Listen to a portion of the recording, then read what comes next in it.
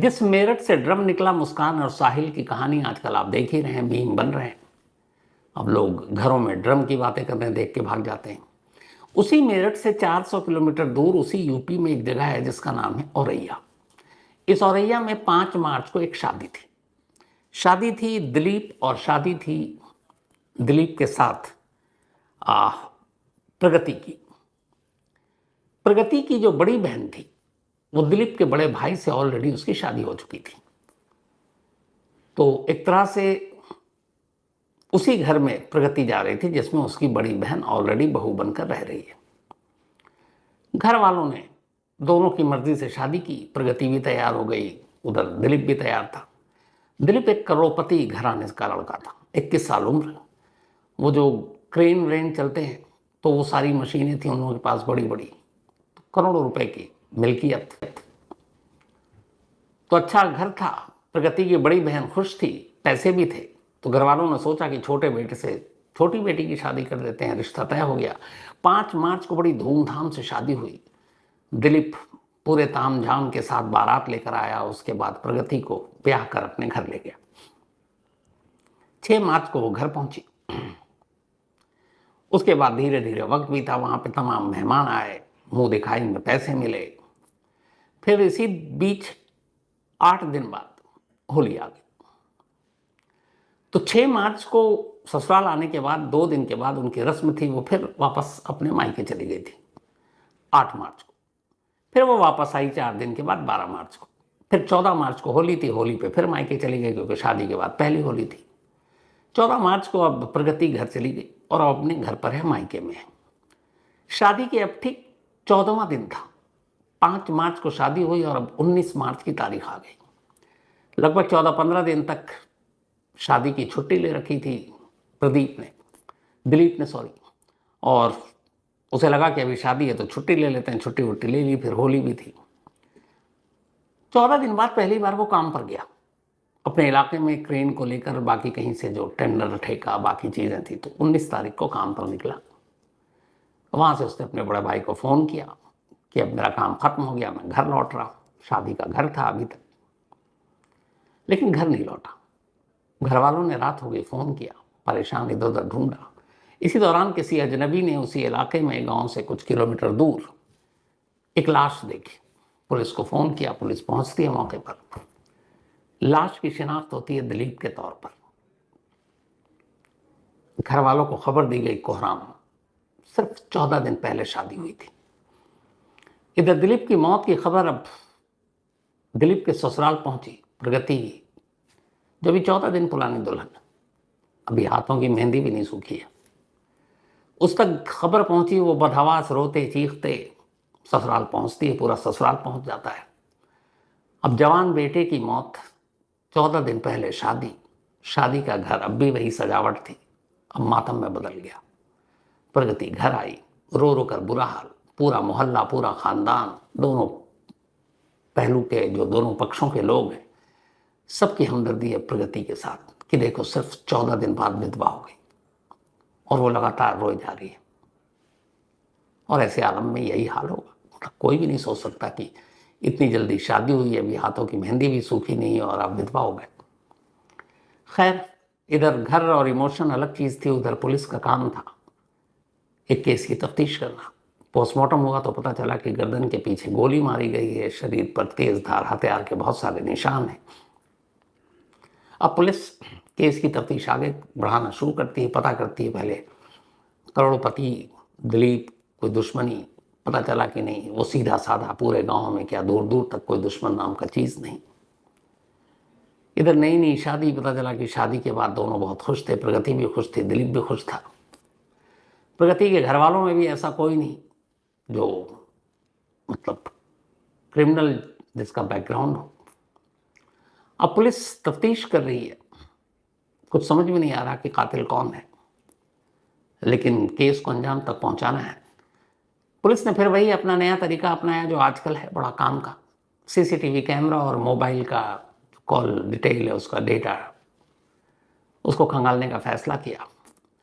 अब घर वालों से पूछताछ की कि कहाँ से कहाँ तक गया था दिन भर के। उस दिन 19 मार्च का जो उसका रूटीन था, पुलिस ने उसको फॉलो किया, पूरी टीम को। जिस जगह लाश मिली थी उस जगह के आसपास पुलिस ने देखना चेक किया शुरू कि कहीं कोई कैमरा हो दिख जाए, सीसीटीवी। पर वो सुनसान इलाका, वहाँ सीसीटीवी कैमरा था नहीं।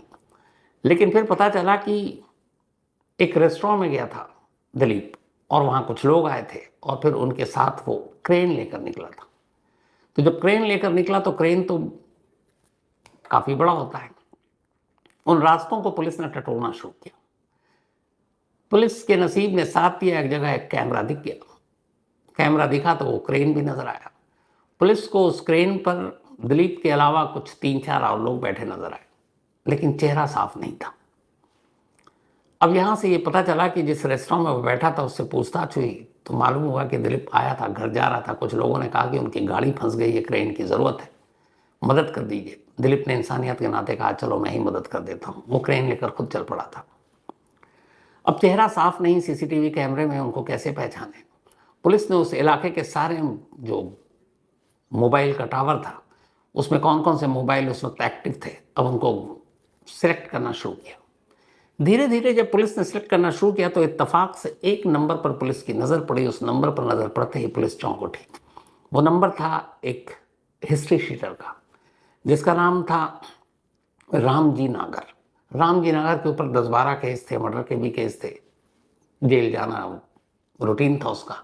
लेकिन इस वक्त इन दिनों जमानत पर बाहर था। अब जिस जगह लाश मिली उस जगह पर राम जी नागर का पाया जाना, उसके मोबाइल का, पुलिस के कान खड़े कर जाती है। अब पुलिस राम जी को ढूंढती है। इत्तेफाक से राम जी बेफिक्र अपने घर में। पुलिस उससे दबोचती है, उठाती है, लाती है। पहले तो वो इनकार करता है, फिर पुलिस उसे सीसीटीवी कैमरा दिखाती है। मौका या वारदात पर उसके मोबाइल के जरिए उसकी मौजूदगी का सबूत देती है। तब राम जी नगर कहानी सुनाता, उसने कहा मैंने मारा। फिर वो 2-3 नाम और लेता है। इसके बाद पुलिस उन जो नाम लिया उनमें से एक नाम के घर पहुंचती है।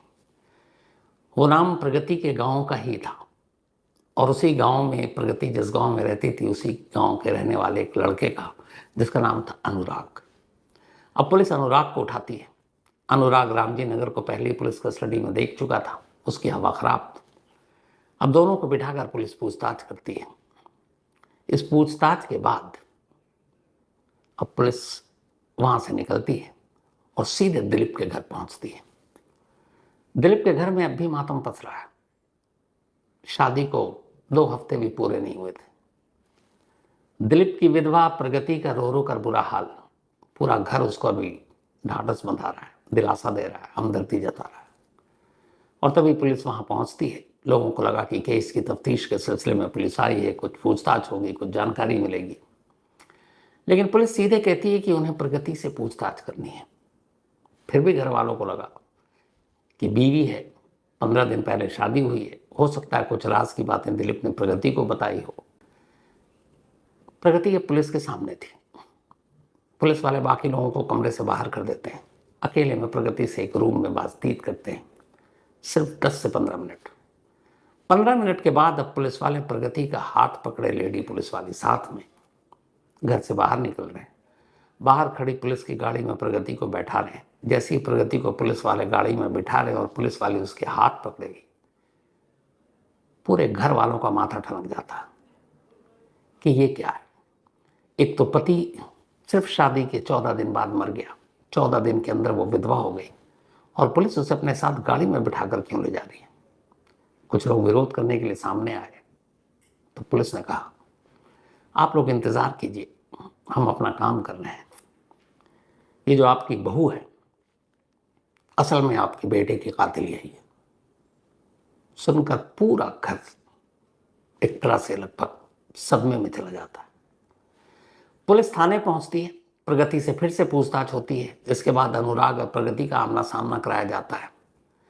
फिर रामजी नागर और अनुराग का आमना सामना कराया जाता है और उसके बाद सारी कहानी आईने की तरह साफ हो जाती है। कहानी एक अजीब कहानी। ये कहानी ऐसी थी कि जिसमें अगर थोड़ा सा दिमाग लगा लेती तो शायद दिलीप की जान न जाती। लेकिन जब दिमाग पर और अकल पर पर्दा पड़ा हो और लालच उस पर्दे को और गहरा कर दे तो फिर कुछ दिखाई नहीं देता। असल में प्रगति जिस गांव में रहती थी उसी गांव के एक लड़के अनुराग से उसकी दोस्ती थी, बरसों पुरानी दोस्ती प्यार में बदल गया। अब दोनों एक दूसरे से प्यार करने लगे। अनुराग एक ट्रैक्टर ड्राइवर था, माली हालत से ठीक नहीं था, लेकिन प्यार अंधा होता है। प्रगति को बस ये था कि किसी तरह से अनुराग उसकी ज़िंदगी में आ जाए, दोनों शादी करेंगे, खुश रहेंगे। लेकिन इधर प्रगति की बड़ी बहन की शादी दिलीप के बड़े भाई से हो चुकी थी और वो एक करोड़पति कारोबारी थे, एक हैसियत थी। फिर उनका छोटा भाई था दिलीप, कुंवारा। घर वालों को लगा बड़ी बेटी को बहुत अच्छे से वो लोग रख रहे हैं, बहुत मान सम्मान दे रहे हैं, इज्जत से रख रहे हैं, पैसे की भी कमी नहीं, हर ज़रूरत पूरी हो रही है। तो हर माँ बाप की ख्वाहिश होती है कि छोटी बेटी को भी इसी तरह खुशहाल ज़िंदगी मिले। तो बात छिड़ी। खुद प्रगति की बड़ी बहन ने अपने हस्बैंड से बात की, यानी दिलीप के बड़े भाई से। वो भी खुश, क्योंकि बड़ी बहन बहुत संस्कारी, अच्छी, कि चलो छोटी बहन भी ऐसी होगी, एक ही घर में दोनों बहन आ जाएंगी, दोनों भाई भी खुश रहेंगे। रिश्ते की बात पक्की हो गई। लेकिन इधर प्रगति अड़ी हुई थी कि मैं शादी नहीं करूंगी, और पूरा घर प्रगति और अनुराग के रिश्ते से वाकिफ था, लेकिन वो अनुराग के साथ शादी कराने को तैयार नहीं थे। तभी प्रगति के दिमाग में ख्याल आया। एक रोज़ मौका मिलते ही वो गांव में अनुराग से मिली। उसने कहा कि मेरे ऊपर दबाव है, मेरे घर वाले दिलीप से मेरी शादी करना चाहते हैं, मैं सोच रही हूँ कि शादी कर लूँ। अनुराग हैरान कि ये क्या कह रही है। उसने कहा शादी कर लूँ, और शादी के कुछ दिनों बाद अगर दिलीप मर जाए तो दिलीप के हिस्से की सारी दौलत उसकी विधवा होने के नाते उसे मिलेगा, और फिर हम दोनों आराम से शादी कर सकते हैं। फिर माँ बाप भी अब जोर नहीं डालेंगे, वैसे भी तब विधवा हो चुकी होंगी मैं, और विधवा का हाथ थामने से लोग हिचकते हैं, तो समाज बिरादरी वाले हिचकेंगे। ऐसे में तुम आगे बढ़ना, मेरा हाथ मांगना, लोग तुम्हारी तारीफ करेंगे कि देखो एक विधवा को अपना रहा है।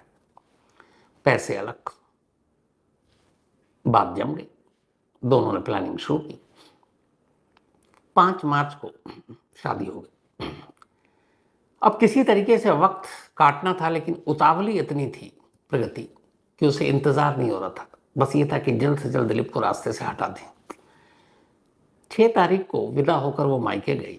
उसके 2-3 दिन बाद फिर मतलब ससुराल गई, फिर घर आई। घर आते ही उसने मैसेज भिजवाया, अनुराग से मिलने के लिए कहा। दोनों जाकर एक रेस्टोरेंट में मिलते हैं, और फिर ये तय होता है कि बस अब इंतज़ार नहीं, दिलीप को रास्ते से हटा दो। वो अपने साथ मुंह दिखाई में जो पैसे मिले थे वो लगभग 1 लाख रुपए थे। वो 1 लाख रुपए अपने साथ लाई थी। उसने वो 1 लाख रुपए अनुराग को दिया और कहा कि तुम किसी सुपारी किलर को ढूंढो और ये पैसा उसे दो और बोलो दिलीप को रास्ते से हटा दे। अब अनुराग ने सुपारी किलर को ढूंढना शुरू किया। अपने कुछ दोस्तों के जरिए पता चला कि एक रामजी नागर नाम का क्रिमिनल है जो ऐसे काम कर सकता है। वो रामजी नागर से मिला। रामजी नागर को अपने कुछ केसेस के सिलसिले में पैसे की ज़रूरत थी। उसने कहा ठीक है करूँगा, लेकिन 2 लाख रुपए लूँगा। लेकिन अनुराग के पास 1 लाख रुपए थे जो मुंह दिखाई की रकम में से प्रगति ने दिए थे। 1 लाख रुपए का इंतजाम खुद अनुराग ने किया और इस तरीके से 2 लाख रुपए हो गए। उसने वो पैसे रामजी नागर को दिए। अब इस बीच में प्रगति वापस ससुराल पहुंच गई, क्योंकि उसे पता था 14 को दिवाली है, 14 मार्च को फिर घर आएंगे मायके में। 14 मार्च को होली के मौके पर वो फिर वापस आई। इसके बाद फिर से प्लानिंग हुई किस दिन ये सब करना है। उसने कहा जिस दिन दिलीप अब घर से बाहर निकलेगा, क्योंकि आजकल शादी की वजह से वो छुट्टी पर है, तो किस दिन निकलेगा इसकी जानकारी वो खुद देगी। और तय हुआ कि व्हाट्सएप कॉल से ही सब बातें होंगी।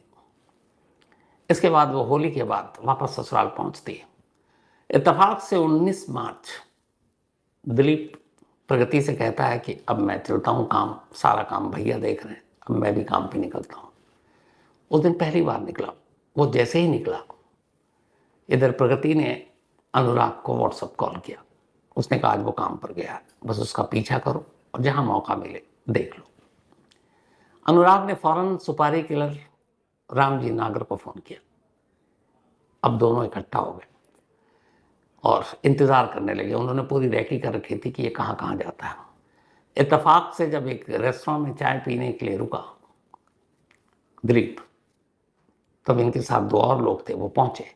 उन्होंने कहा भैया हमारी एक गाड़ी फंस गई है, ख़राब हो गई है, आप क्रेन व्रेन आप किराए पर देते हैं, हमारी गाड़ी निकाल दीजिए, मुसीबत में है। दिलीप को लगा मदद करनी चाहिए, उसने कहा चलो, और वो उन सभी को अपने क्रेन पे बैठा कर ले चल पड़ा। एक सुनसान जगह पर उन्होंने क्रेन रोका। उसके बाद अचानक पीछे से दिलीप के सर में गोली मारी।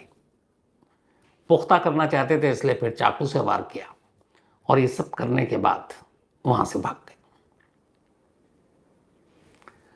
अब खुलासा हो गया, यानी प्रगति दूसरी शादी करने के लिए पहली शादी करना चाहती थी, लेकिन दूसरी शादी करने के लिए वो इतनी उतावली थी कि पहली शादी में जो मेहंदी के रंग थे उसको उतरने का भी उसने मौका नहीं दिया।